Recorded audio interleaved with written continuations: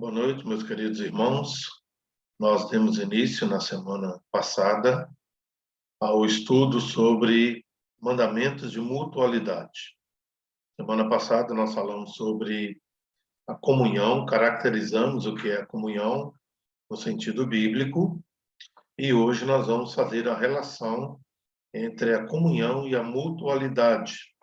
E nós vamos entender a relação dessas duas palavras, na verdade, a relação que existe da maneira que a igreja precisa desenvolver a sua comunhão. E nós fazemos isso através da mutualidade.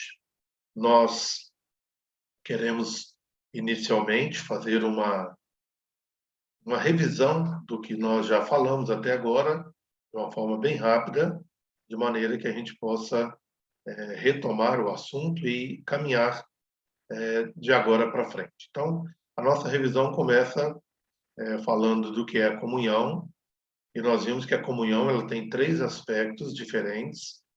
Ela trata da relação de cristãos com Deus, uma relação vertical. Também fala de cristãos e cristãos, uma relação horizontal de comunhão. A palavra ainda significa compartilhar, e aí a ideia é de doação ou de donativo, no sentido de bens materiais. Essa é uma forma de expressarmos também a comunhão. E, biblicamente, nós entendemos que a comunhão ela é uma participação mútua na obra do Evangelho. Então, todas as vezes que nós nos reunimos ou nos reunirmos em torno de uma obra a ser feita, nós estamos tendo comunhão para desenvolver o trabalho proposto. Então, são as visões bíblicas a respeito da nossa comunhão, dentro da ideia de caracterizar o que é comunhão. Podemos, então, caminhando para o nosso estudo de hoje, dizer especificamente é uma relação entre pessoas que se manifesta de muitas maneiras. Nós vamos ver vários, são mais de 20 tipos de mandamentos de mutualidade, portanto, manifesta-se de muitas maneiras.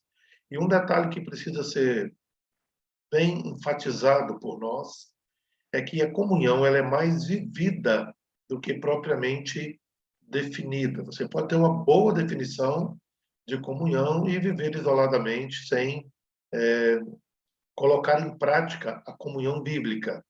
Então, esse é o detalhe. Ela precisa ser mais vivida, mais prática, do que propriamente termos uma teoria ou um conceito a respeito do que seja essa comunhão. Outra coisa importante que nós vimos é que a comunhão cristã está diretamente ligada à nossa união com Cristo, o que nos faz membros do seu corpo e membros uns dos outros. Nós falamos a respeito disso na semana passada, que a comunhão ela pode se dar entre cristãos e também com não cristãos. Quando nós olhamos no contexto da Bíblia, nós percebemos que essa comunhão entre cristãos ela acontece por causa de um vínculo, e o vínculo é a nossa união com Cristo. Todos nós que cremos em Cristo, que o confessamos como Senhor e Salvador da nossa vida, nós precisamos estar unidos com os nossos irmãos. E o texto continua dizendo, membros, quando estamos unidos a Cristo, somos membros do seu corpo e membros uns dos outros. Romanos 12:5 diz, assim também nós, conquanto muitos, somos um só corpo em Cristo e membros uns dos outros. Então, em Cristo, nós fazemos parte de uma única família, de um único organismo, que é o corpo de Cristo, e somos membros, portanto, uns dos outros. A comunhão, portanto, ela é invisível. O que é visto são as manifestações externas dessa relação. Quando alguém diz, por exemplo, assim, olha, eu vi a comunhão que existe entre o irmão A e o irmão B.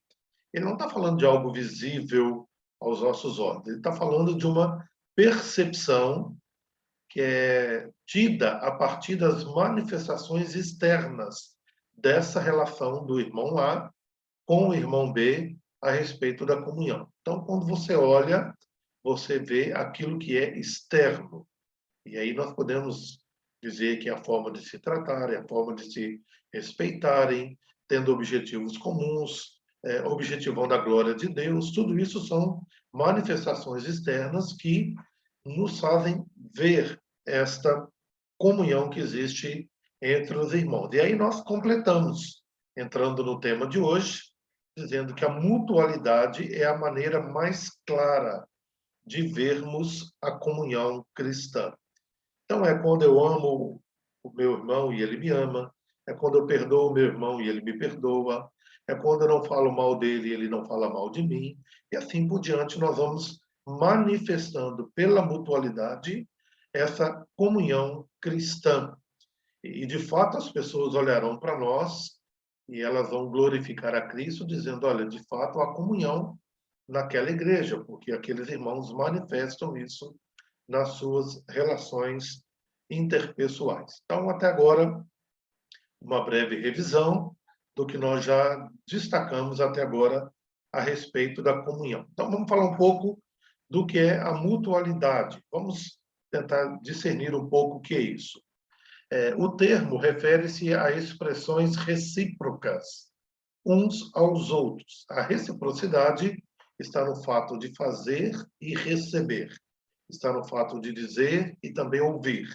Isso é reciprocidade. A Bíblia usa a expressão uns aos outros muitas vezes para destacar essa mutualidade. Então, perdoem-se mutuamente ou perdoem uns aos outros. Seriam termos muito semelhantes para dizer a mesma coisa. Então, a mutualidade tem a ver com essa expressão ou essas expressões de reciprocidade. Fizemos um gráfico aqui para a gente entender melhor. Então, a gente diz que o cristão A faz algo para o cristão B. Ok? O que acontece a partir disso? O cristão B faz algo para o cristão A. E aí, então, nós temos uma setinha retornando. Isso é reciprocidade. O A faz pelo B e, por causa disso, o B faz pelo A. E uma vez que o B faz pelo A, isso novamente faz com que o A faça pelo B. E aí nós temos um ciclo. Essa é a ideia da reciprocidade. O cristão A faz para o cristão B e o cristão B, por sua vez, responde da mesma forma. Então, esse gráfico nos ajuda a compreender bem a respeito disso. Essas expressões recíprocas são chamadas de mandamentos recíprocos. Nós falamos aqui atrás de atitudes recíprocas, mas aqui, no caso da Bíblia, no contexto das Escrituras, eles são mandamentos. E se são mandamentos, a gente percebe de imediato que é para serem observados na vida da igreja. E aí nós lembramos de que a comunhão não é possível ser vista com esses olhos, mas ela pode ser vista através das expressões recíprocas, né, que são os mandamentos de mutualidade. O que esses mandamentos recíprocos indicam? Primeira coisa, ou duas, a primeira de duas coisas. Letra A, que nós temos obrigações mútuas. Veja, se o irmão A faz pelo irmão B, isso faz com que o irmão B faça pelo irmão A, obrigações mútuas, pertencem a mim e ao meu irmão.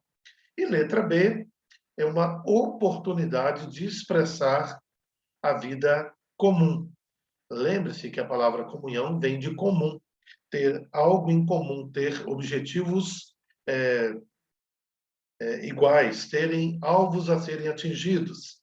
E nós podemos ou fazemos isso pelos mandamentos de reciprocidade, expressando a vida comum. Qual seria, então, a definição desses mandamentos?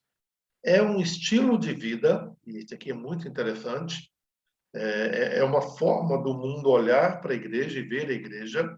Então, é um estilo de vida afinado com os mandamentos, que são esses recíprocos, do Novo Testamento, a respeito daquilo que os cristãos devem fazer uns para com os outros, a fim de expressar o seu amor e a unidade. Como que a igreja diz que ela está unida?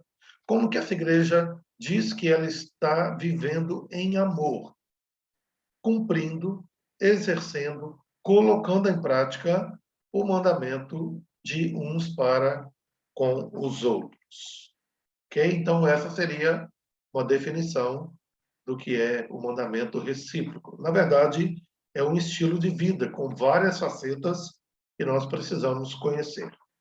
Como veremos, a mutualidade trata de atitudes que os cristãos devem fazer. E aqui tem uma diferença. Nós temos mandamentos de mutualidade que são positivos, no sentido de dizer, ó, façam dessa maneira. E também atitudes que os cristãos devem evitar.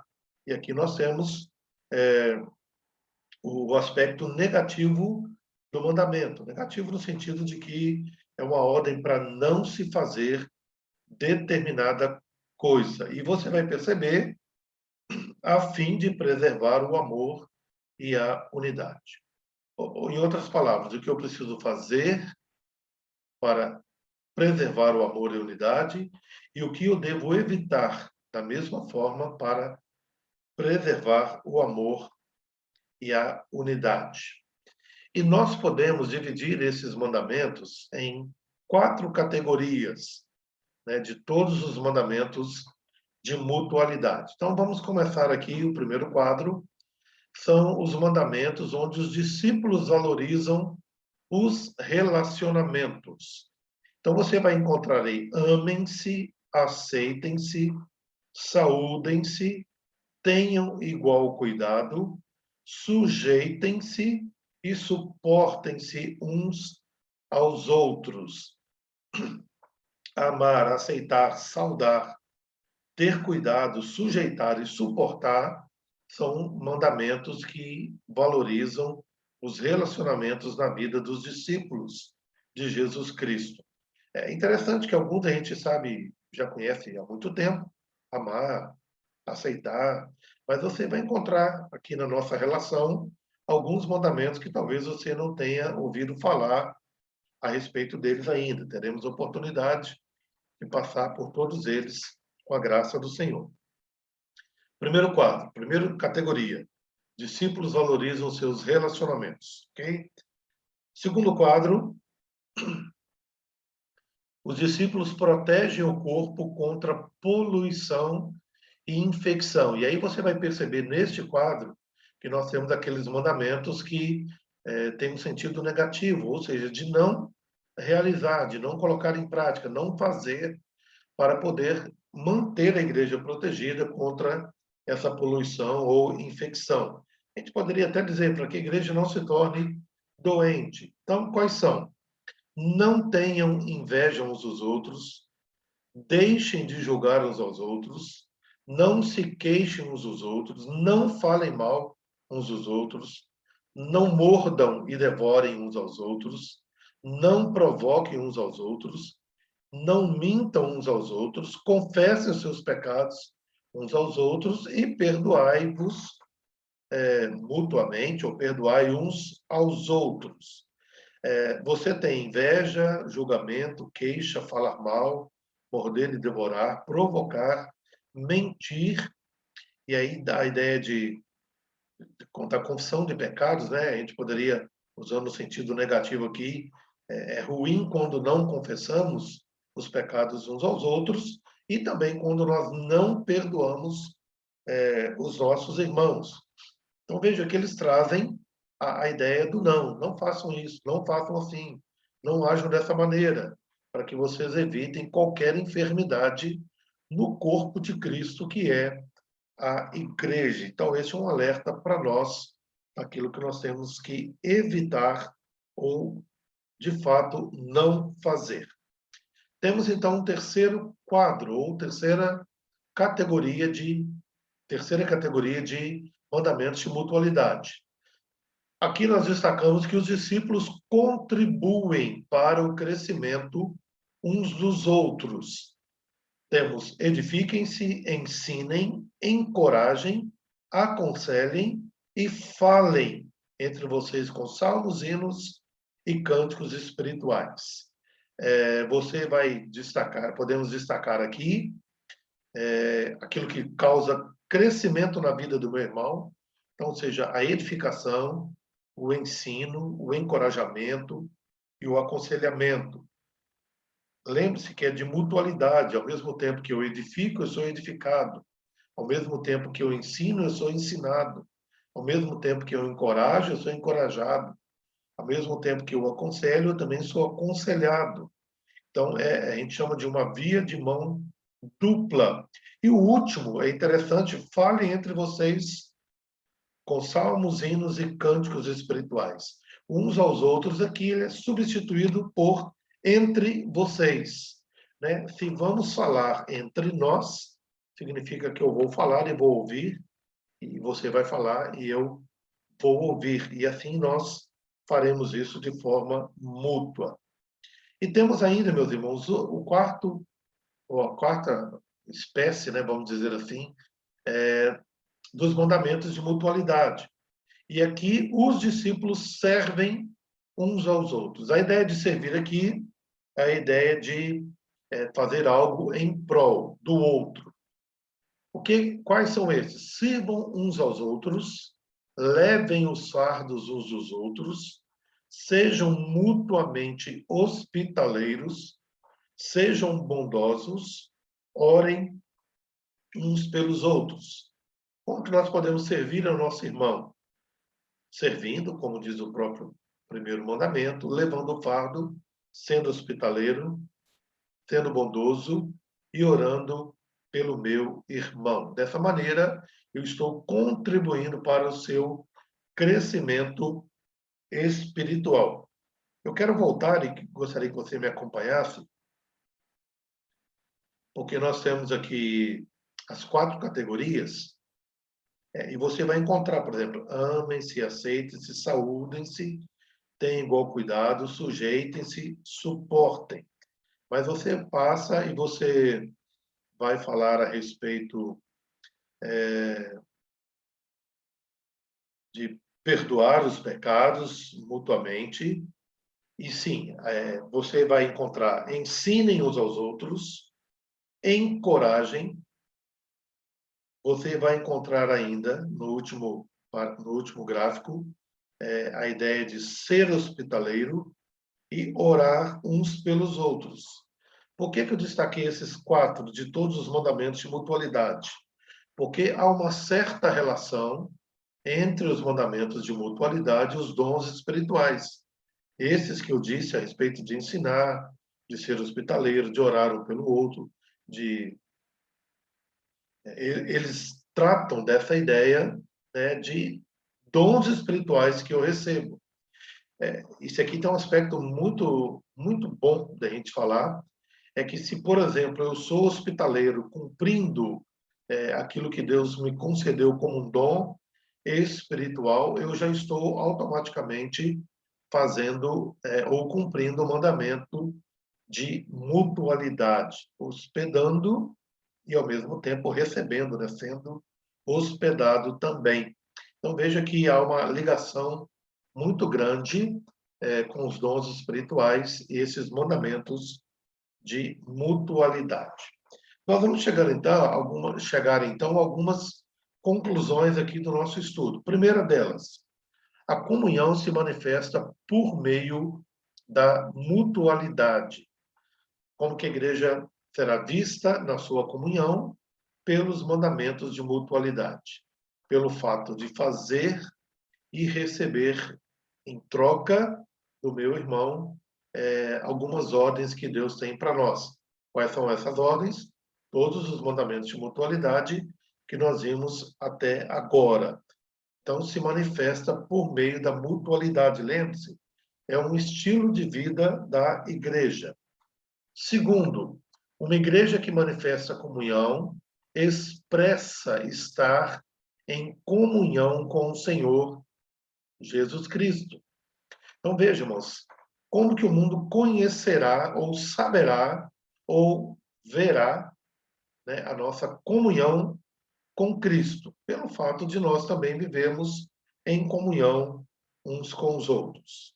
Terceira conclusão: pode ser que, mesmo sem saber, estejamos praticando a mutualidade, mas esta vida recíproca precisa ser encontrada em toda a igreja, sendo procurada e desenvolvida. Então, aqui tem um aspecto bacana também.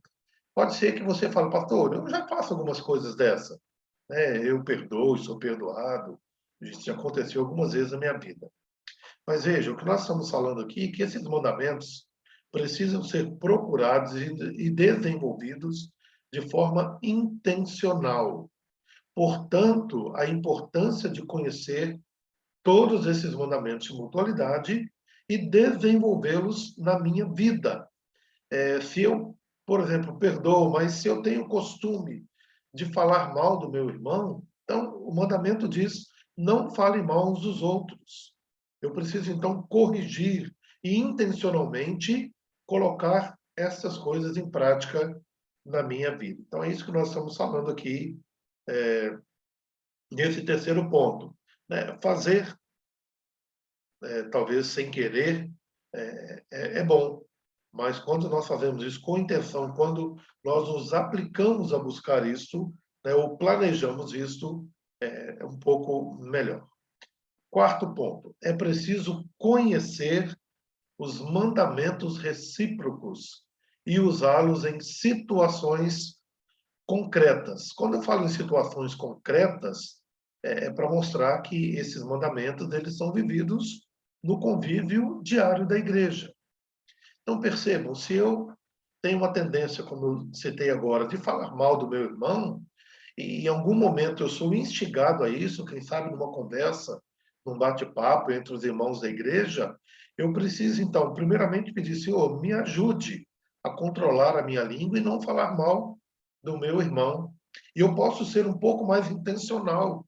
E nesse grupo de conversa, falar, gente, vamos ter o cuidado de não falar dos nossos irmãos.